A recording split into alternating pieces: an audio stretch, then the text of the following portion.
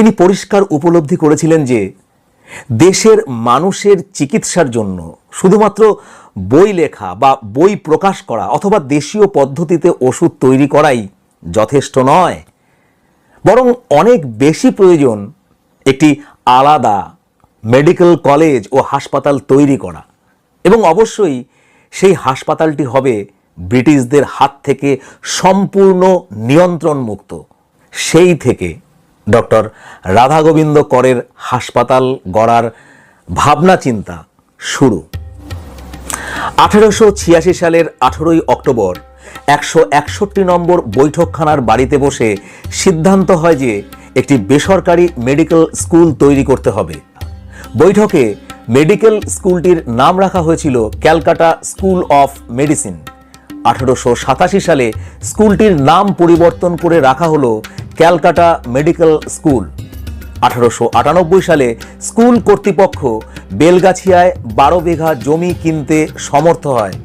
যুবরাজ Albert ভেক্টরের ভারত ভ্রমণের তহবিল থেকে 18,000 টাকা সাহায্য পেয়ে ডাক্তার রাধা গোবিন্দ কর স্কুলের নিজস্ব বাড়ি তৈরি করলেন। 1899 সালে ক্যালকাটা মেডিকেল স্কুলকে বেলগাছিয়ার নবনির্মিত বিল্ডিংয়ে স্থানান্তরিত করা হয়। নতুন চেহারায় হাসপাতালটির উদ্বোধন করেছিলেন জন উডবার্ন।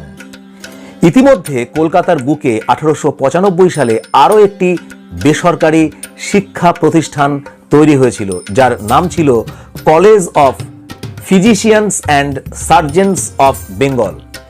1904 সালে ওই নতুন শিক্ষা প্রতিষ্ঠানটিকে বেলগাছিয়ায় রাধা গোবিন্দ করের তৈরি প্রতিষ্ঠানের সঙ্গে যুক্ত করা হয়। তৈরি হলো এশিয়ার সর্বপ্রথম বেসরকারি মেডিকেল কলেজ কাম হাসপাতাল। 1948 সালের 12ই মে পশ্চিমবঙ্গ সরকার এই প্রতিষ্ঠানটিকে ডক্টর রাধা গোবিন্দ করের নামে নামাঙ্কিত করে এবং প্রতিষ্ঠানটিকে একটি সরকারি হাসপাতাল হিসাবে ঘোষণা করে। বর্তমানে প্রতিষ্ঠানটির নাম আর.জি. কর মেডিকেল কলেজ ও হাসপাতাল।